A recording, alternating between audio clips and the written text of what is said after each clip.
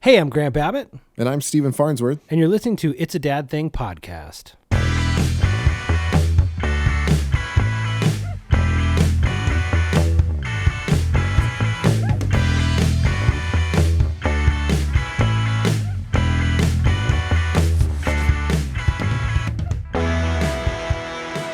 Hey guys, welcome back to another episode of It's a Dad Thing podcast. And Steven, welcome to 2021, my friend. I know, can't believe it's actually here. I've written it down a couple of times. It still feels like a fake thing, like I'm not supposed to be writing it or something. Yeah, I will tell you, it does not feel like a new year. It feels like 2020 part 2, The Reckoning. Yes. Honestly, it's like this year popped up and was just like, hey, by the way, we're on repeat. Sorry. We're doing this all over again. No, yes, it's been I mean, what, we're only, while we're recording this, we're only like 14, 15 days in. Yes. It's been a whirlwind. It's been I know. Are we still able to get a refund? We're inside 15 days. It's usually the limit on the. Oh, is that how it works? I threw away my receipt, so I think I'm stuck with this. Okay. You're stuck with store credit. Yeah, that would be great. I would love some store credit on this right now. Because, so much. Hey, speaking of, we talked about this. Technically, this is us starting season 2. For all of you that are back from season 1, our test or trial year, our getting our legs under our feet. Our feet under our legs? How does it work? Is that the right expression? Did I just totally mess up that expression? Not the legs under the feet, that's for sure. I got shoes on my feet. That's not working either. Okay, I'm gonna try it again. So for those of you that have listened to us try to like muddle our way through the first season and try to make something happen, appreciate you for joining us again for what is now season 2. If it is the first time joining us, thank you for listening to us, and please feel free to go back and check out some of those episodes from the first season. We will leave them up. You've got access to all of it. And then, like Steven and I say every time at the end of the episode, if you guys are out there, you dads are out there, and you have ideas for shows, please let us know, because we are here to help you. So if any of you have any thoughts on what a show idea, or you just have some questions like, hey, I'm a dad and I'm dealing with this problem, reach out to us. Reach out to our Instagram, any of our social media, Instagram, Twitter, Facebook, YouTube. We have an email address for some reason. We've got that too. So, I mean, we've got it all. So please feel free to reach out to it. It's a Dad Thing podcast at all those places. And then I have to cough afterwards because we are professionals here. All right. Nothing but the best. Yeah. So, Steven, this is the thing. We wanted to start the season much like we started the first season of getting right into like dad topics and things that are relevant to us, and something fun, something light, something something positive to start kick off the happy new year with maybe some resolutions. Yeah, but instead we had December 37th, 2020, also known as July 6th. 2021. Yeah. So it's the year that never ends. But we had the events that happened on January 6th, 2021. We cannot have a show about dads and not talk about these big events that are happening in our world. I wish you and I could just like be in a bunker and like turn off everything outside and just be like, oh, here's happy thoughts about dad things. But this is life. I mean, this is you dads that are out there. This is what we deal with. And there's obviously been no escaping the last year. So this is just part of it. We do not mean to make light of anything. Obviously, it was a tragic event. It seems to be that things are coming out and they're just looking worse and worse every day. So what we thought was a pretty awful thing to witness in real time is now turning out to be really horrifying and really just a real bad mark on our country. It's really tough. And Steven, so what we're talking about today is, we're talking about how when an event like this happens, and specifically this event is, you can call it many things. There's insurrection, there's, whatever you want to call it, but the attack on Capitol Hill, right? So this moment, this event that's happened right now where we're recording, it's not quite the inauguration. So I couldn't tell you if things are going to be happening, if things are, I don't know what kind of trouble lies ahead or if it's going to be smooth sailing. I don't know.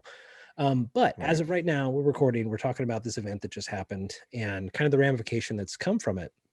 And really, you and I, we're trying really hard not to get into this about politics and like Right. really saying like I'm this side or I'm that side or whatever, because that's not really what we're here about. What we're talking about, what we're trying to get out there is we're talking about when in a moment like this happens, and specifically like the Capitol Hill, right? The attack that happened there. You have kids. I have kids. Listeners Mhm. out there, we all have kids. That's why we're here. That's why we're listening to this podcast. How do we talk to our kids about this event? And Right. there's I'm sure there's 100 different answers. Steve and I are going to talk about what we have done, how this has affected us, how this affected our family, and hopefully, if any of you are out there and you just either haven't been able to talk to your kids yet, or you've talked to them and it just didn't feel right, hopefully we can kind of give some pointers. And you know, unfortunately, if something like this happens again on whatever level it is, Mhm. hopefully it'll help give some kind of talking points or some things to think about Right. in the future if something like this does occur again. So, um, Stephen, first I want to ask you. We talked about. Let's see. You've got some state capitol attack, like the facts, like the things, right? That were like, what's some of the info that we want to know? Just Yeah. if anybody hasn't been following the news for some reason, Sure. take us up to speed. Like what's going on at least currently as of us recording now. Yeah, I mean, it was January 6th. What we know is that, roughly 50 police officers were injured, from the, and the language here is there's been a lot thrown around, like you said, insurrection, rioting, attack on the Capitol, those kinds of things. But we do know that 4 people died from it. We do know that it started out as a peaceful protest. It seems to be that there were just a bunch of people showing up at the Capitol, and then it just got out. It got out of hand, and there was just so many people. And for some reason, which I hope that we'll learn in the future, but our police and our people that guard the Capitol were just completely not ready for it. They just were not ready at all, for that many people. I mean, even now they're saying the FBI director just came out and said that there's 200 suspects that they've identified, from this. And I'm not sure if that's 200 people that entered the Capitol or in what degree, but that's a lot of people. It's a lot of people. And Of and that big group, though, it seems very, essentially there's a small group of the arrests, at least that are targeted at this point, right? But because there was a huge group of people. I mean, that was a huge mob, yeah, whatever. There's a huge group of people. And obviously there are plenty of people that were there that, can say like, hey, I was protesting. I didn't go in. I understand 100%. There are lots of people that legitimately were there that were not trying to attack and not trying to do these things. So right. we're not talking about that. We're talking about the forcing entry, forcing entry into the Capitol and Yeah. the, heinous acts that are happening. And by the way, Stephen, I know you said 4 people have died so far. So 4 people died on January 6th. The following Correct. day, an officer passed away. So I believe the total is actually 5. Yeah, I believe And that officer committed suicide. no, From what I no. is that what? Okay, that was the early reporting, so I wasn't sure. Yeah, the officer did not. No, no, no. So the officer, and I had his name, and I don't have it right now. So please don't find that as disrespectful. I'm sorry, I don't have it right now. But the officer, I believe, was attacked by a fire extinguisher, and I don't know what the account was. I know there was a man who was recently Okay. arrested for having a fire extinguisher that he threw at someone. I don't know if that's the same act or what it sounded like is that someone actually was using it to assault someone repeatedly, and that officer Mm, basically tried to fight it off. Later, when they tried to retreat, they succumbed to their injuries. So essentially, yeah. excuse me, they got rushed to the hospital and then didn't make it within that 24 hours. So Gotcha. the, Okay. the following day, the officer had died. So that is 5 people total. And then since then, there at least has been one of the accused. I don't know if they were actually arrested or if they were just sought after, but one of the people who were there has since committed suicide. So if you want to count Okay. that as the total also, then Yeah. that's at least 6 people that have died from that day from everything that's happened from the day Mhm. so far. So obviously there are still people in the hospital, still people recovering, still injured people. So Yeah. you know, And did you, I mean, did you watch it? Did you actually see it unfold? What was really happening? Because I mean, for me, I my I was working. I was just working away, had yeah. no earthly idea what was going on. And I get a text from my wife who ran an errand, which is very rare Mhm. in our current situation with quarantine. And she texts me and she's like, "You have to go turn on CNN and get the kids." And I was Yep. like, "What?" That's so rare. We don't turn the TV on during the day. That's not something that we normally do. It's only like very specifically for like we're gonna watch this thing at night or something. So I was like, "Oh my god, okay, well, I'm going." And then I Right. turn it on and I get our kids around and we're just watching it unfold. And I think we were fairly early on from when they were starting to overtake and actually attack the Capitol. And I kid you not, I literally could not do any other work. I was Mhm. like, I could not like just get up off the couch and then just go like send an email. Mhm. And my wife got back from her errand and with our other kid, we all sat around and we watched it. And now the kids, I have kids that are 6, 8, and 10, so they didn't last very long. They Mhm. lasted for about half an hour and they asked some questions and trying to figure out what was going on. And then they kind of got bored because I think they weren't really sure how to understand what was happening. Sure. But then my wife and I sat there and started reading through articles and watching the news and talking about this stuff. Um, it was just insane. It Yeah. was crazy to watch it unfold. Did you guys watch it, or how did you Yeah. find out? Yeah, I mean, so I'm pretty much a news junkie. Like I'm, anything that is, I'm very keen to what's going on most of the time. I mean, not that I ever get to actually sit down and watch it and watch the news, but constantly I am constantly reading headlines and then okay, Hmm. here's this headline, so let me read about this because it's aside from if you work during the day and you're maybe not in front of your computer but you're doing other work, whatever, you've got 3 kids, right? So and we're all at home. So I've got the 4 kids, and Right. there is no chance I'm gonna like sit down and relax and watch, a TV show, let alone Right. sit and like get the Sure. news. So mine is a lot of times is in between, like, okay, they're laying down or whatever it is. Okay, let me just Right. take a few minutes. I'm gonna read the news, just make sure I'm up to date. And I knew that day was the day they were going to certify the election. And obviously, there's been lots and lots Mhm. of turmoil with everything that has been the election, this past cycle. And, from the election night, which turned into kind of the election, not quite a fortnight, an election, week, right? Right. Right. So it was quite an event, and it's all been slow moving, but also there's just these moments that just like it's like never ending, right? Yeah. And so I thought, okay, well, here's what I'm gonna do. The kids got a play set, like a swing set, that is one of the, like, so we've been trapped at home for almost an entire year at this point, Yeah. 10 months out of the last 12 months. We've been trapped at home and my family hasn't gone anywhere. The parks are closed, so we can't go to the Hmm. parks. So for Christmas this year, they got a gift from grandparents, which was a swing set slash playground slash play set. I mean, phenomenal. It's awesome. It's Yes. so awesome. Nice. However, it came in lots of boxes and I've got to put it all together. So it's quite an event. If you actually read through the instructions, which I did with the kids, it said that if you're really experienced, you could get this all done in 6 hours. If you're not, it could be 24. Well, let me tell you, when you have Oh. 3 of the 4 children that you have that are very small that are helping you along the way, Mm.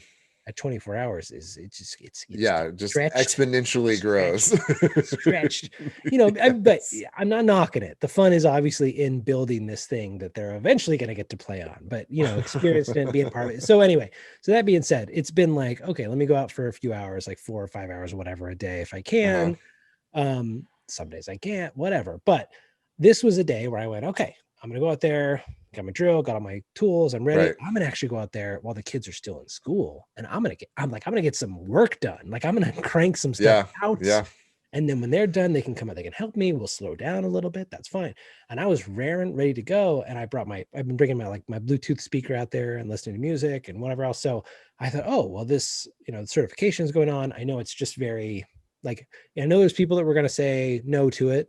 And so I know that it was going to be a lot of talking and a lot of like, essentially it would be the equivalent of sitting and watching C-SPAN all day, where you're just watching lawmakers talk, which I know for a lot of people, that's incredibly boring. For me, it's exciting. I'm just like, I don't know. I love it. I not that I love them arguing, I don't, but Right. just like hearing that and the process and just, Right. it always feels so historic and so important. And think I get a rush from that. So that being said, that was the plan.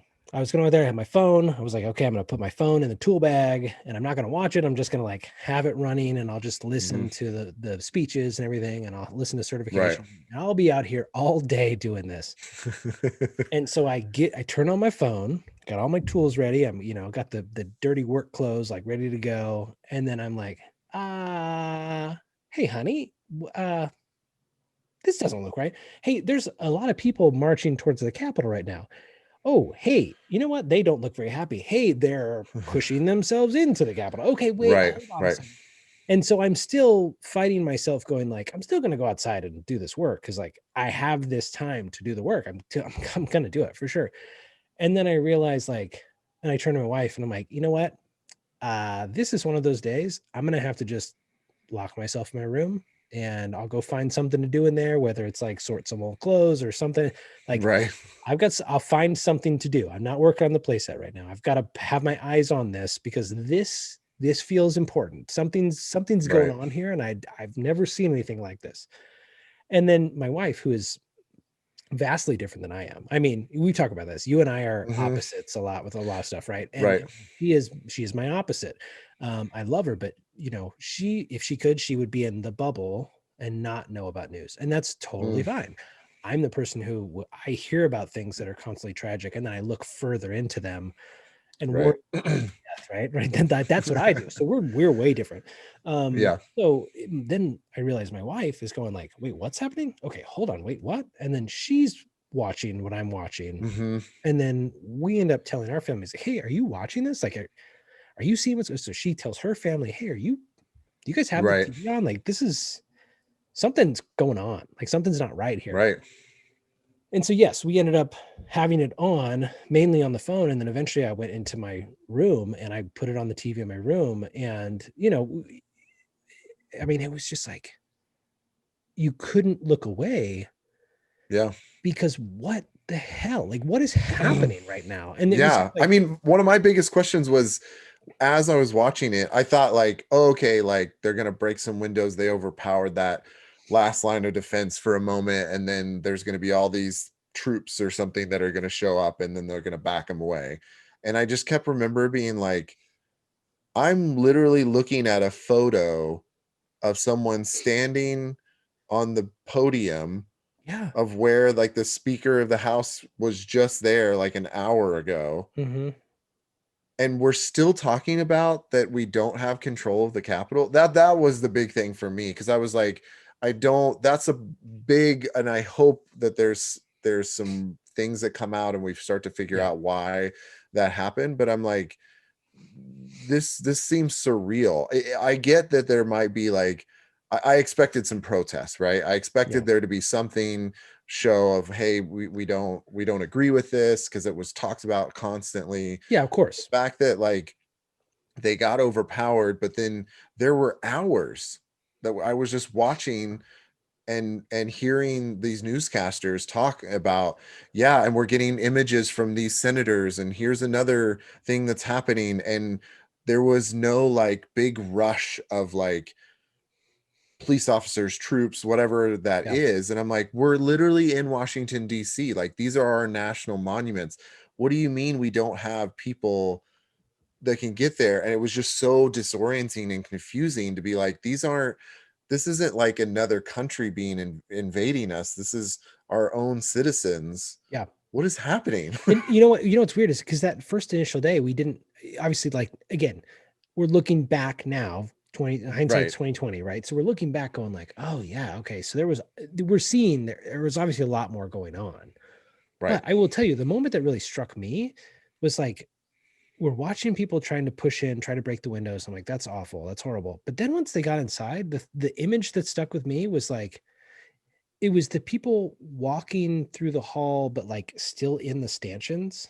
Like, I mean, did you see that where they're like, Yes. they're like, Yes. they're like kind of still filing through, like as if they were on tour? I was like, okay, but the thought that went through my head wasn't like, oh, this is terrifying. It was like, well, what is going on? But then it was like thinking, there's a lot of people, this is probably the first time they've ever been here. And this honestly is a weird, Twilight Zone version of Right.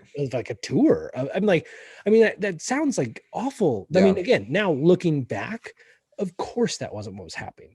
But that I'm watching this in real time thinking like, well, there's probably a ton of these people that have just never been there and they're walking through like partly amazed, but also like super pissed off. And like, Right. and then now we're hearing about all these like, there wasn't quite a clear leader. And then, it was just kind of, I mean, there was a lot of groupthink going on and it just kind of was like someone said something and then okay, we go that way. And I know that that's psychologically and sociologically, like that's 100%. That's just what happens in groups. Like whatever the group is, right? Whatever it's negative, positive, whatever. Groupthink is a real thing. Like it's not saying, oh, these are a bunch of, group of people that didn't know what they're doing. So they all followed one person. No, that is literally human behavior. And I understand that. So I'm not knocking that and saying that they're just a big group of, dumb idiots or whatever they're doing. I'm not saying that. This is just to see people walk in and do this and like take part in something that like, whether it's bad or not, there's definitely a part of you that's kind of like, well, I probably shouldn't be doing this. Mm-hmm. So I mean, so yes. So when we're talking about that day and what we were experiencing, there's a lot of weird emotions where it was horrifying, it was shocking. But again, for me, it was kind of like just the overriding theme was like, what the hell is going on? Yeah. Because it was just constant. And then like, I made sure I watched all of when they eventually, the Congress came back and they came back to their chambers and then they went through the vote. And I mean, I stayed up all night watching that. And, I'm sure I wasn't alone, but it was obviously a very different dynamic. Excuse me. But yeah, I mean, the thing that really hit me when we're talking about like talking to our kids about this, right? I remember, I mean, we have our oldest is 7 in our house. So it's not that he's, a great intellectual thinker that is, he hasn't even taken like social studies and government type classes like in middle school. So it's not even like we can talk politics and like, very much. It's just kind of like, we kind of say like, oh, there's like a red team, there's like a blue team, right? But, us as America, we're kind of just like purple because we're a mix of everything. And, everybody has the ideally, we're 2 different colors, right? We're 2 different, like red, blue, whatever, but we want to work together. So this is this idea of purple, right? we're going to have to get things done. We talk together, talk it out, just like when mom and dad don't agree, or when you kids don't agree with me, like we have to work something out and talk it and, whatever. So that's kind of like the essence of what we've talked about with politics so far. So when this happened, my son ended up coming in the room with me and saying like, hey, can I watch this with you? And I said, well, yes, you can. If I tell you to look away, I want you to look away. And he's really great. I mean, he is a very mature 7-year-old. Yeah. So he knows a scary movie trailer or something comes on and I go, hey, look away. He's not the kid that's going to be looking. My younger ones that are like, what? You said not to look? Okay, let me look at that. Woo! That's exactly. totally different. But my oldest is like, okay, I'm not watching. So I knew, him, I knew he was going to be okay to be in there, but I just didn't know what was going to happen. So I let him sit in with me and watch it for a while. He probably watched maybe an hour and a half total in like, coming in and out and kind of like, what's happening now? So, I mean, which is a lot for a 7-year-old. But in this grand scheme of like me being glued to the screen, it was a blip in my day. However, we had these conversations and that's hopefully this moves us into what we're here to talk about. Is, we had these conversations with my son, and one of the things, it's really important. And I know we're going to talk about today a list of essentially 10 things that can kind of Mhm. help you, like how to talk to your kids about specifically like these Capitol Hill riot or the Capitol Hill attack, like however you want to call it, the things that Mhm. happened on January 6th, which, by the way, side note, that's my mom's birthday. I I wanted to wish my mom a happy birthday, and this stuff was going on, and it was going on and going on and going on. It was like, it felt like it never ended. I didn't know when I could just like call and say happy birthday, because I was like, Mhm. clearly you're experiencing this too. So all I could do was send my mom a text that said, "Hey, I'm sorry that America's using your birthday candles to burn itself down this year. Happy birthday." What are you gonna say? But yes, Right. so where everybody's like, "Yeah, this tragic event," I'm thinking, "Oh, it's my mom's birthday." It was so, yes, all levels of weird. Anyway, talking to your kids about this. Tell you what, let's do this. Let's look at the list, and then let's talk our way through of like kind of how we handled this with the kids. Does that sound good? Yeah, yeah. I mean, I think we can kind of, I think what I'd love to do is just kind of, we have 10 kind of things to think about, some tips maybe to when discussing this, specifically the attack on the US Capitol, because this is so fresh on our minds.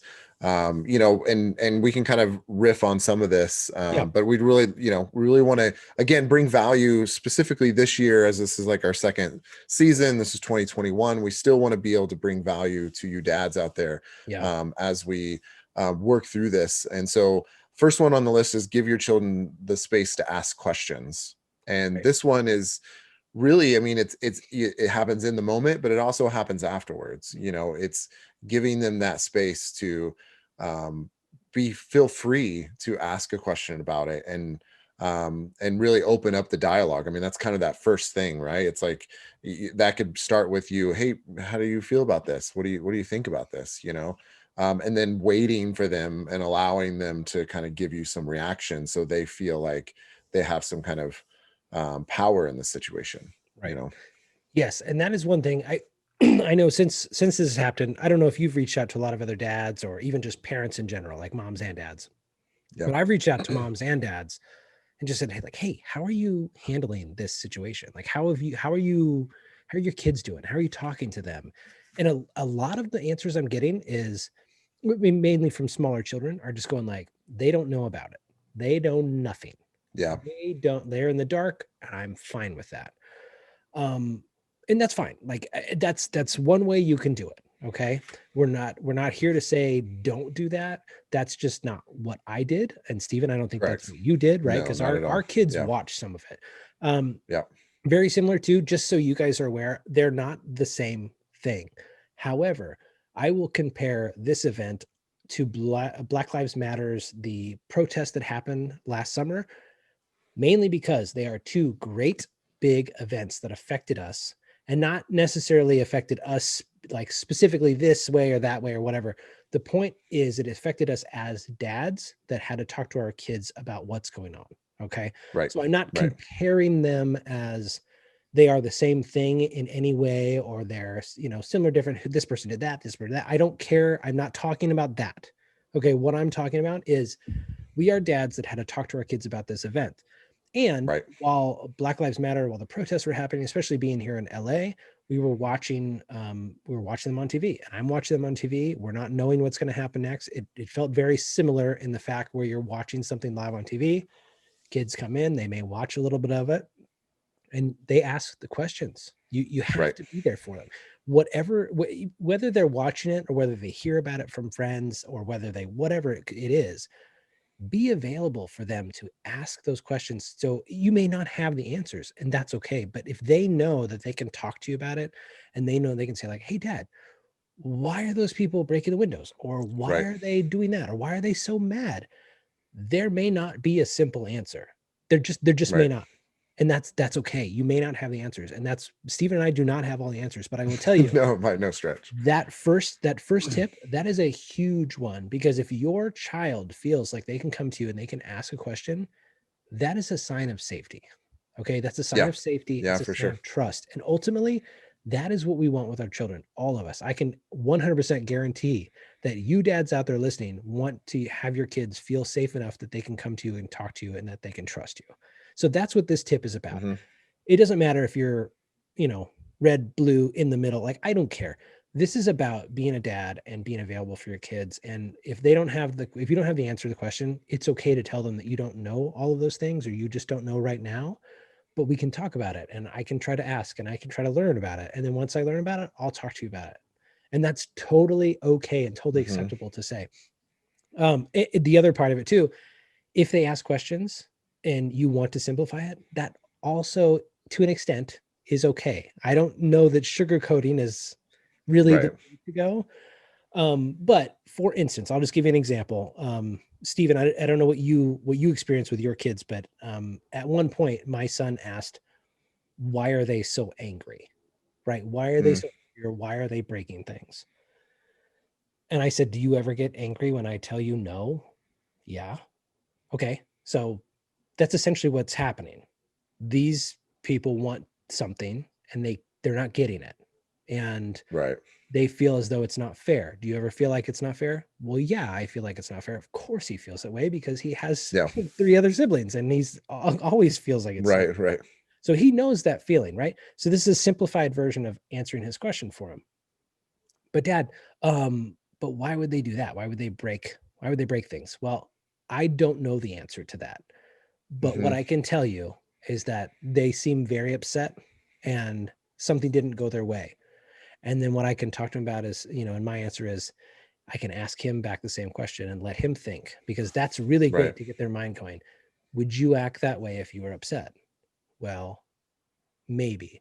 Is that okay for you to act that way if you get upset? No, it's not. Okay, why not? And then you've got a whole conversation. Right. Here's Right. this horrific thing going on in front of you, but what you're doing now is you're relating the things that your child has experienced to when they have, essentially temper tantrums or fits, and like, how can we manage our feelings? So, asking those questions, be available for those questions, even if you don't have the answers. And if you do, that it's so critical. So I love that is the number one tip. I know we spent a lot of Right. time on it. I just rattled on it, but I'm telling you, that is one of the most important things you can do in this situation. So anyway, all right, Stephen, go for it. Yeah, number two is limit media exposure based on the age of your child. And obviously you as a dad are aware of your kids, and it's not just an age thing, but it's their competence and way that they're able to understand what's happening. And that's, obviously something that only you know. And so what I kind of take this as is,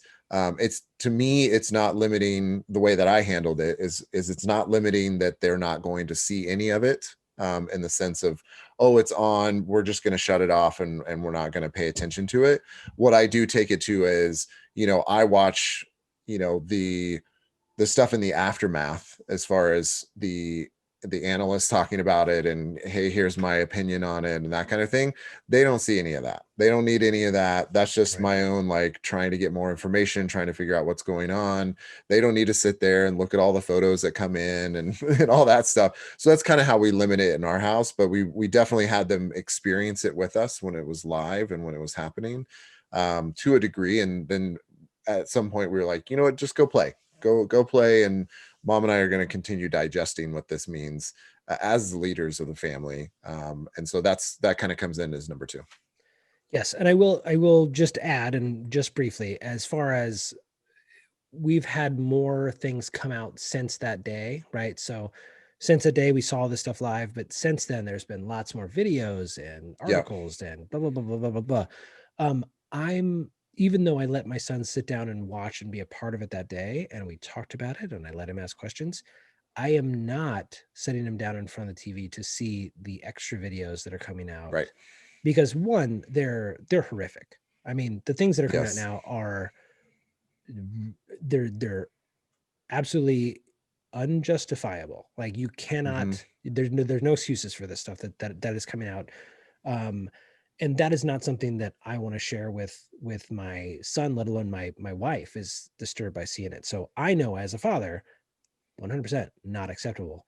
But also with that, like, if they have questions, or if there are pertinent things that are still coming up, we can expose them through what we're talking to them about in conversation. We don't have to Right. sit them down for the TV for something like this.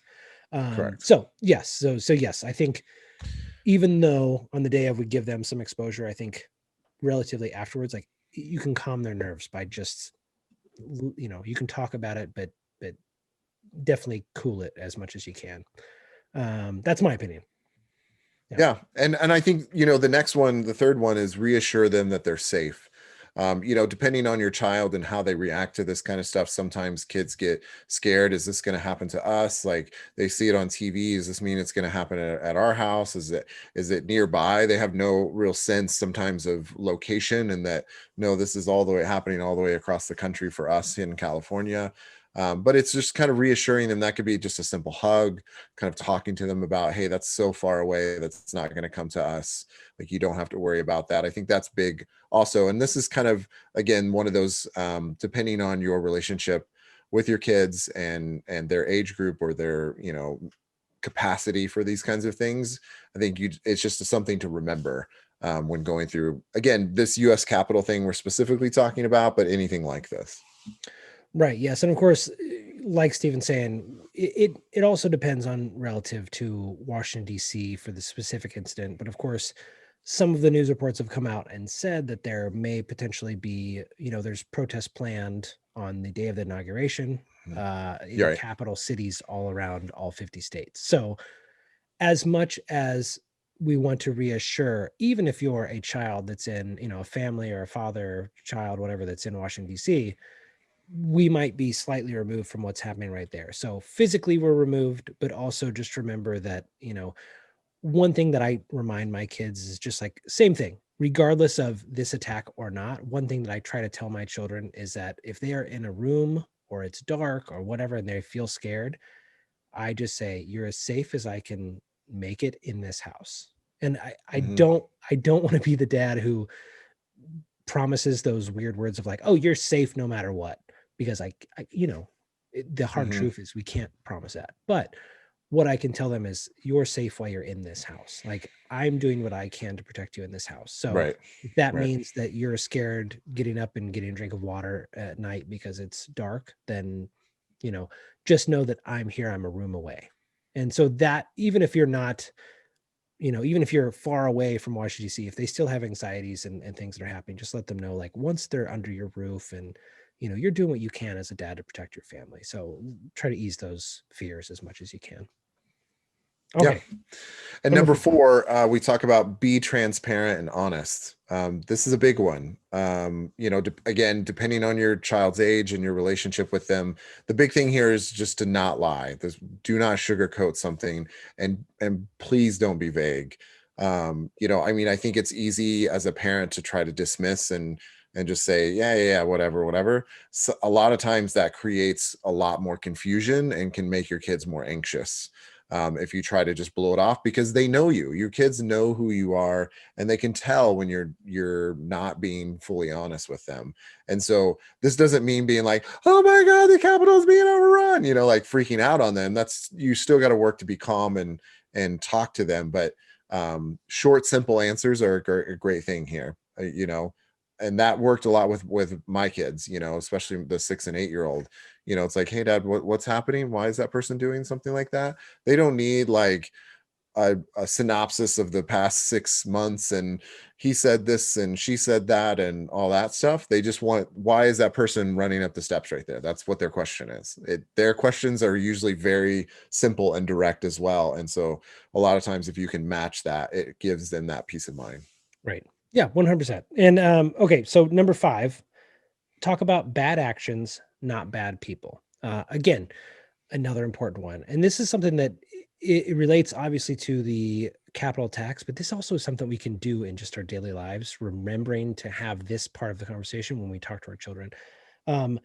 My kids, they know how I voted. They know who I supported. They hear about it and they say, but why did that person support somebody else? Like, that doesn't make any sense.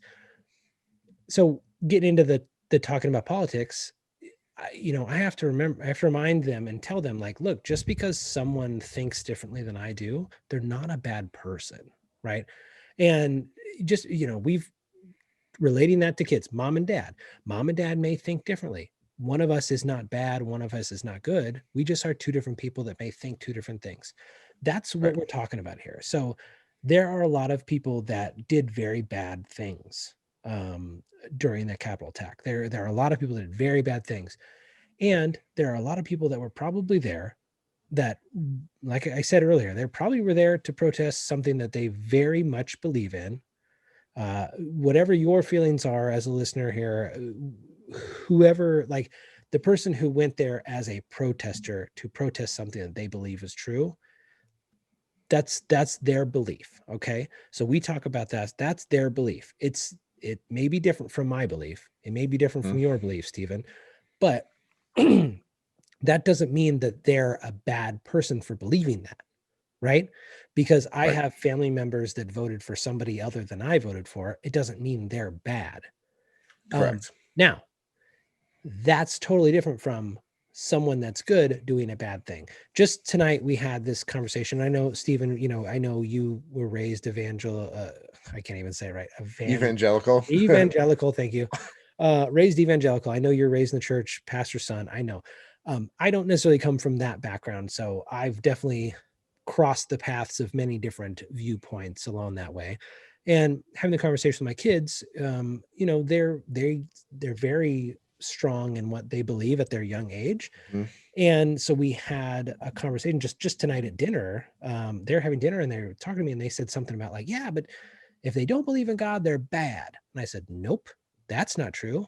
I know people that don't believe in God and they're not bad. And she goes, what? Right. And I can hear my kids say, but if they don't believe in God, then they're bad. I'm like, no, I know people that believe in God that don't do good things. Like, it doesn't really matter what the person believes, it's what they're doing. Right. So, Right. Right. I mean, feel free to speak on this. That's the conversation that I have, is a lot of like, it doesn't really matter, if you think this way or you think that way, it's really the actions that you're doing that support whether your actions are good or bad, but it doesn't necessarily mean like, I don't know, this can be a slippery slope. Okay. It can be a very slippery slope for I don't want to get in sure. And trouble. I think, again, this is where, short, quick answers are key because again, kids live in a world that everything they're getting fed is you're either a superhero or you're a villain. Yeah. There's only really two scenarios there. And I think the world, that's very black and white and the world is very gray. So it's hard to really get into the nuances of that. Well, it's like, oh, they did this, but and then you get into and then you almost like, then the kid's like, what the heck are we talking about? Like, they don't have all that context. And so it's like one of those things where I think the key is that these aren't bad people. They just done a really bad thing. Yeah. And some, and then you can get in again to your kid's capacity as far as, what was the thinking behind that and some more of that. But again, short and sweet is kind of what we're thinking there. Yeah. And I'll just add to that. I heard, I can't remember exactly where the source was I heard it, but I heard someone who had been either like a CIA agent or someone who had been overseas, and they said, all these groups that are such extreme groups that, here in America, we say, oh, there's these terrorism groups, they do these awful things. Well, they said the bad guy, right, or these terrorism groups, they don't think what they're doing is bad. Right. Because they're standing up for what they believe in, and they're committing actions because they think this is right by whatever they think is right. Right. So again, it can be very convoluted and very hard to say to kids, very difficult to explain to kids. But one thing to remind them is that bad guys don't always think they're bad guys. And that, a lot of times bad guys may think they're doing something that is good, or they, in this situation, I'm sure there are plenty of people who were there that day that did not think what they were doing was considered domestic terrorism, where right now it's all classified as domestic terrorism. I think if many of those people thought, I'm going to wake up and by the end of the day, I'll be a domestic terrorist, they would have never got out of bed to go do that. And I think that's what we're talking about here, is that there are people who do bad things. They're not necessarily bad people, but they made poor choices. Right. Okay. All right. So number 6 is highlight the helpers. And for this one, again, this is the kind of the helpers or the heroes, kind of what are the people that actually worked to do to do good, to help the fellow man, to help the fellow woman, like all, who are those people? And for me in this one, his name's kind of coming out in the news, but there's I believe he's a Capitol police officer, but his name is Eugene Goodman. And if you have a chance, lawmakers are looking to introduce a bill to award him the Congressional Gold Medal. He is shown in a video, he's a black officer, and he's shown in a video going up steps. He's kind of walking backwards, and there's like this white mob. I mean, there's probably like, a good 10, 15 of them that have, things in their hands, and he's like, for a little while he doesn't have anything, and then he like picks up what looks like, I think, a billy club or something, and he's kind of like trying to move them away, but obviously they're just overpowering because he doesn't have anything. And so what you don't know, and I saw the video tons of times on the day of, but what you don't know is when I was watching it initially, is that there was a hallway that he kind of was working to protect, that he knew that there were senators down this hallway, because once you get in, there's all kinds of hallways and doors and things, and it's it's not like here's where the senators are sitting, and so he knew that, though, and he antagonized certain people to get them to come towards him and away from that hallway, and kind of led them away. And I think those are the kinds of things that we've talked to our kids about, is hey, yeah, there were actually people in there that were trying to protect. There were actually people that, no matter what, like, he knew that he was potentially going to be very harmed if he stood up and tried to do that, but he still did the right thing. And I think that's important in some of these things, to remember that there are good people that are making good decisions out there, that there are people that are making the right decision, to protect. And so that's our next one. Yep. Yeah, you nailed it. The next one, number 7, name your feelings. Name your feelings. I know you guys do this at your house, right? Yes. Okay. Yeah. So why don't you explain that a little bit? Because I know you're very familiar with it. We're still working on it over here. We have not, we have not, what is it? I want to say expertise. We have not expertise this. We have not specialist. Right. Sure. Do a podcast and I can't find words. All right. We have not perfected this. Tell us what this is. So what this looked like in our house was, when it was happening, when the kids were on the couch with me in those initial, half hour or whatever, it was really, working really hard for me to step away and look around and be like, how are my kids experiencing this? Which is really hard to do sometimes in those moments. Sometimes you just completely forget. But and it can be as simple as, to my boys that were watching it with me, hey, what do you think about this? How do you feel about this? And some of that you can read right on their face. Like, it's a pretty easy, like, they're upset by this, or they're confused, or whatever it might be. But really naming your feelings is really allowing your child to more than just ask a question, but for them to express how they feel about it. Some kids are just like, I don't care. I see all kinds of stuff like this on TV or whatever, or, they just don't really have much of a reaction to it. But this is also to help, I have one child that doesn't react very much. I have another child that reacts so much that it's hard to track them and what's happening, so you're going to get different reactions. But I think it's important to know that it's okay to name that. I'm scared. This is very confusing. I feel, whatever that is, mad, I feel mad because they're doing this, whatever that is. And I think that's okay to give that safe space for the kids, to be able to express themselves without, saying, you shouldn't feel that way and you shouldn't do that, or being told what to feel, like, you should be mad right now. What are they doing? That's not really helping the kid process it, because it's really just giving them what you think that they should do. Yeah. I mean, I will say, I don't know if this was in the moment. I don't know. I felt like I was doing the right thing, but looking back, and especially talking about like trying to name your feelings, I don't know if it was the right thing to do or not. But as far as like having those conversations and watching the destruction that happens, so we have a saying, or like 3 rules in our house. When you get upset, when you get mad, there's 3 things you cannot do in our house. 1 is you cannot hurt anyone. 2 is you cannot hurt yourself.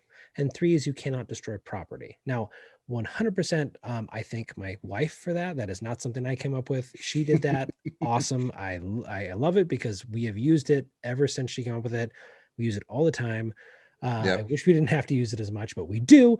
But yeah, so we say like, hey, it's okay to be mad. It's totally okay to be mad. It's okay to feel that way. It's okay to feel sad. It's okay to feel disappointed. Like those are all emotions that are very valid. But when you feel that way, don't hurt yourself, don't hurt anyone else, and don't destroy property. And so Right. we're talking about those conversations, and I have my 7-year-old in my room, and he's watching, and we're watching the people destroying the windows and breaking things in the Capitol. And I said, hey, how does that, why do you think they're doing something like that? And he said, well, they're angry. That's what we're talking about. They're angry. Right. And I said, so do you know who pays for that building? And he said, no. And I said, well, your mom and dad do. And he said, what? Hold on, what? And I know that could be a very touchy subject, because obviously there was a lot Right. of people running the Capitol saying like, this is our building because they pay for it with taxes. Okay, I understand that. But the point Right. being, this conversation with my child, I'm trying to simplify it. Well, your mom and dad pay for that. Wait, what? Hold on. And he just thought, you guys must have made of money. We're not. And then I said, yeah, and your grandparents do, and your aunts and uncles do, and your teachers do, and your principal, like all these people, they all pay for it. And I said, do you know what happens when you go to a store and you buy something like a toy or candy? Do you know how when it says it's 99 cents and you have to Right. pay a little bit more? Do you know what that is? And he goes, yeah, it's tax. And I said, do you know what that does? He said, no, not really. I said, well, that's sales tax. Like that's that money, even though, yes, it may go to local governments, ultimately, it trying to explain the idea of like paying your taxes, and that taxes goes towards paying for these services and Right. whatever else. So I'm trying to have a much larger conversation in a very small type of setting. And so in that conversation of trying to name our feelings, we're talking about like, hey, did you know that you paid for some of that? Wait, what? I paid for some of that Yeah. building? Yes, you did too. And now let's think about it this way. Did you know those people that are there and they're destroying that? Did you know that they paid for that too? And he said, but why would they destroy something that they paid for? And so that's when I know it's not exactly the same as naming your feelings, but for me, it was trying to explore kind of like what are you feeling? And kind of like poking and prodding around with a little bit of that conversation and questioning on my own to see kind of where he was at. Now he seemed to manage it very well and understand to an extent, like, oh, okay, so this is why you guys say when we get mad, we shouldn't destroy property, because like that's what Right. they're doing. So yeah, it all comes back to trying to relate it to like on their level. So yeah, for us, that Correct. was Yeah. our name Yeah. moment. So a little different. Okay. So we're almost through it. Number 9, teach healthy coping skills. Well, wait, we're number 8. We got to What cover did I number miss? 8. This is keep your own feelings in check. Oh, So I can't keep my feelings in check. That's why I is skipped that why this you one. skipped Yeah, I it? just totally was like, forget it. I'm You're not like, no one can do that. sorry.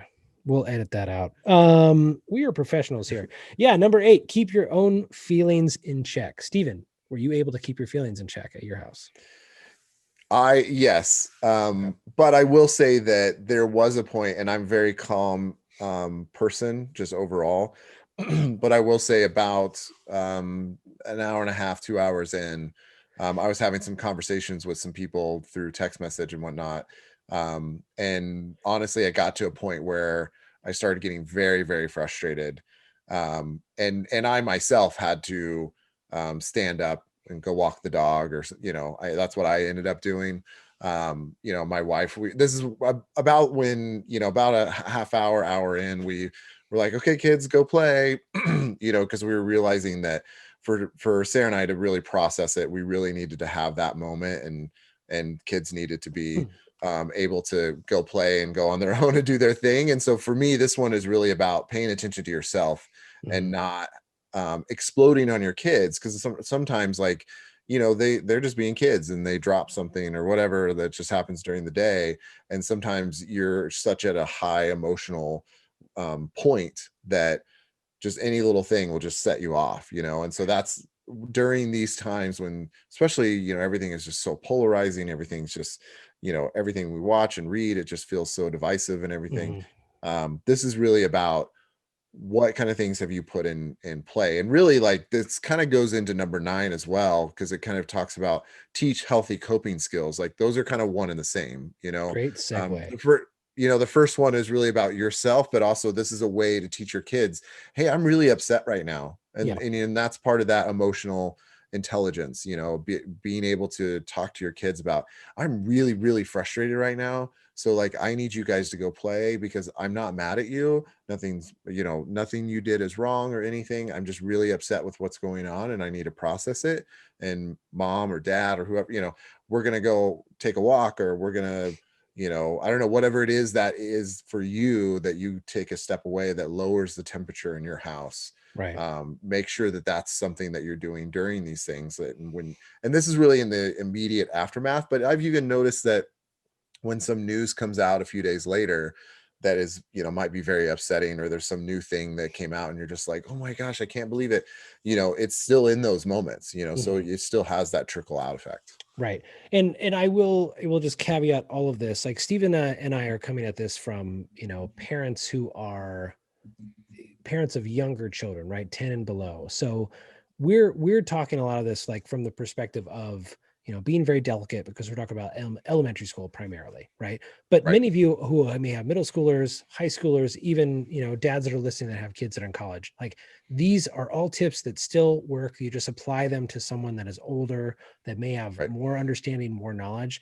High schoolers are, I mean, look, I can't, yeah, you're about the same age as I am. So when I was in high school, my senior year was 9/11, right? I mean, I watched Yeah. the plane hit the second tower live Yeah. Me in too. my classroom, and my Mhm. teacher, I remember distinctly, like my teacher was like, my brother works in the Pentagon. And like that Mhm. was my experience as a high school senior. I didn't, I knew like it was a, I knew it was a big deal. I knew this was not right. Like, just like Right. now on the 6th, like that was a big deal. There are moments that happen. There will be moments, and there have been moments that are things that are large things that have changed our trajectory of our country, of our relationships with our children. Like there are big things that happen. So even though we are primarily talking about elementary school kids, understand that, you know, amplify these a little bit more, and we're talking about how you deal with like middle school kids and high school kids. Because even though, and I can hark on the back when I was in high school, even though 9/11 happened and it was horrifying and, Yeah.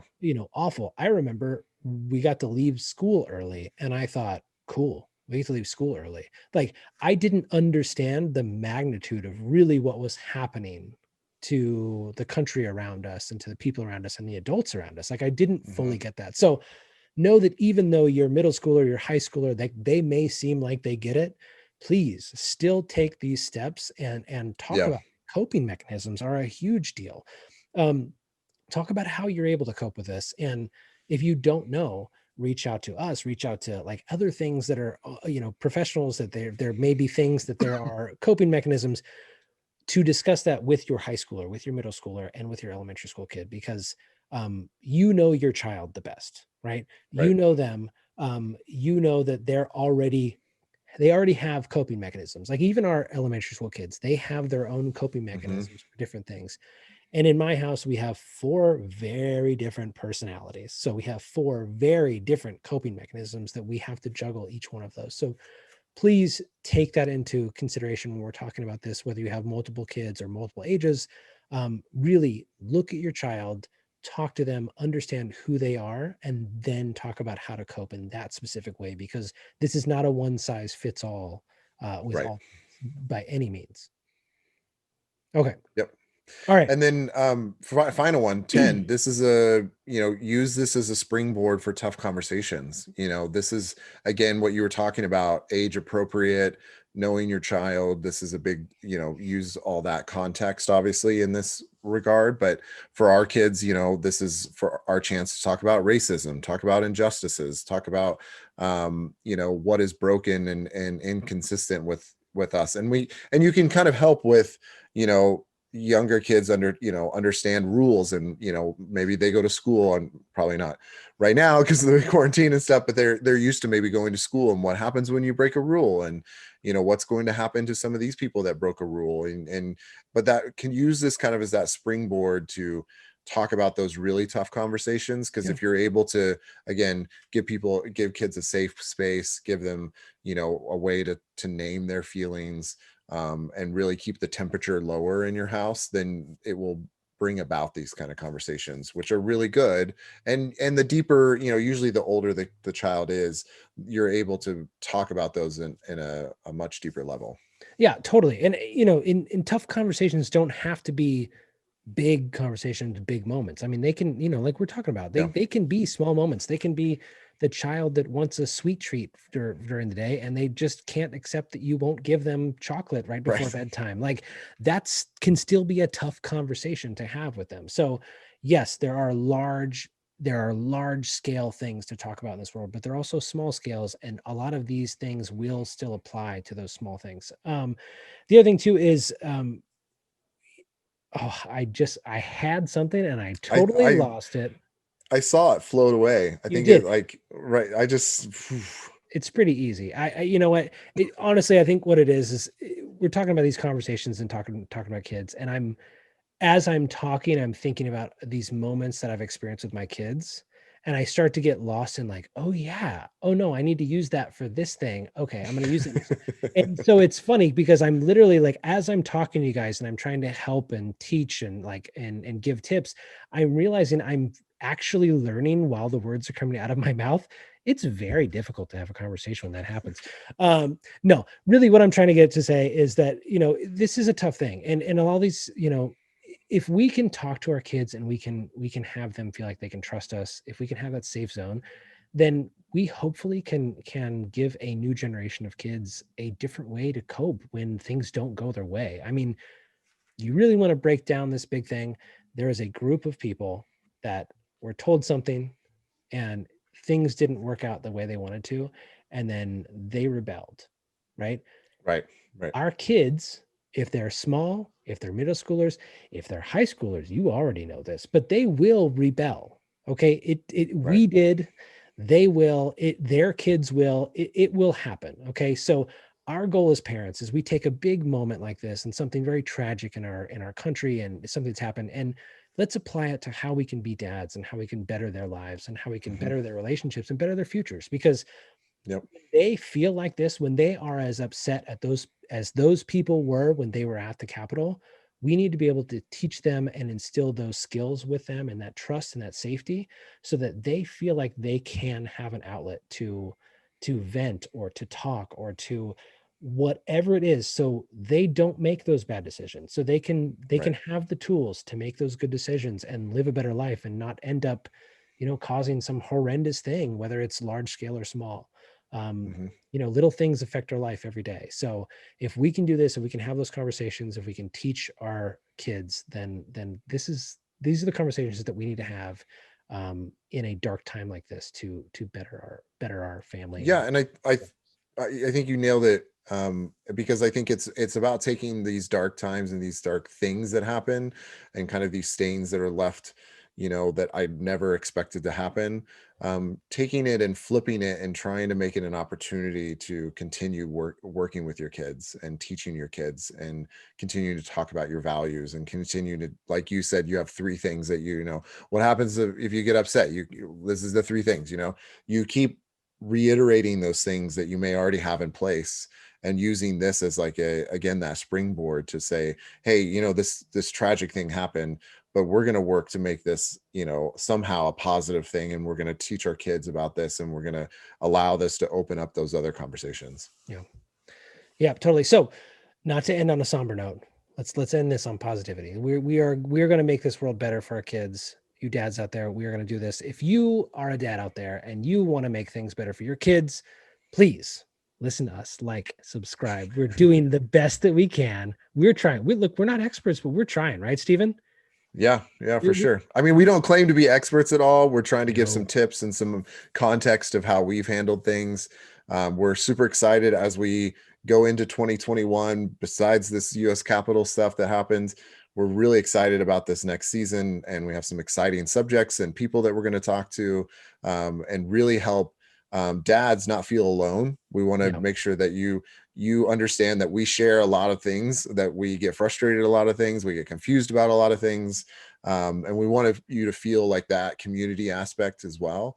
But we also want to hear from you. So if there's questions that you have, subjects that you want us to cover, weird questions that you got from your kids that you're not sure how to answer. Yeah. We're here to help in any way possible. Or a good dad joke. I love dad jokes. Send them my way. Yes. I love it. So Yes. please, if you can, like and subscribe. If this is on YouTube or Facebook or any of those places that you're watching the video part of it, please like it. If it is somewhere on like Apple Podcasts, Spotify, anywhere that you're listening to it audibly, can you please rate us or give us a thumbs up or whatever you can? Any of that helps us. It helps us grow our audience and helps us get the word out there to other dads. And by the way, this is a podcast made by dads for dads. So if you know any dads out there, whether they have nailed it and they're just the best dads ever, and you want to bring them in and help them teach us a little bit, that's fine. But if they're dads out there and they're like you and they want to learn and they want to get better and they want to strive to be a better dad each day, then let them know about our podcast, where It's a Dad Thing podcast, available everywhere where a podcast is available. And remember to reach out to us on Twitter, on Instagram, on Facebook, on YouTube, on blah, blah, blah, blah, all the places. Okay. All of them. You can even email us. It's a dad thing podcast at gmail.com.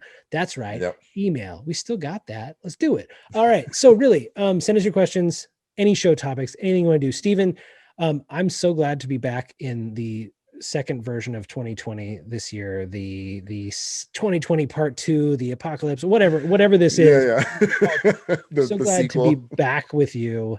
Let's do this. We got a whole year ahead of us. Let's make some fun stuff. And dads, just, they're not all going to be this serious. We're going to try to have some fun this year. We're going to try to get some dad tips that are positive, that are fun. We're going to have some fun movie reviews, some all sorts of stuff that's going to be a lot more fun this year than just having that cloud of 2020 over us and talking about all the seriousness that comes. Yes. Yeah. So Steven, let's get out of here. And you dads, please subscribe, like, all that kind of stuff, and let us know. We're here to help. We always are, as much as we can, and just be the best dad you can be. All right. Yeah. And thanks for listening to another episode of It's a Dad Things podcast. See you again next time. Bye.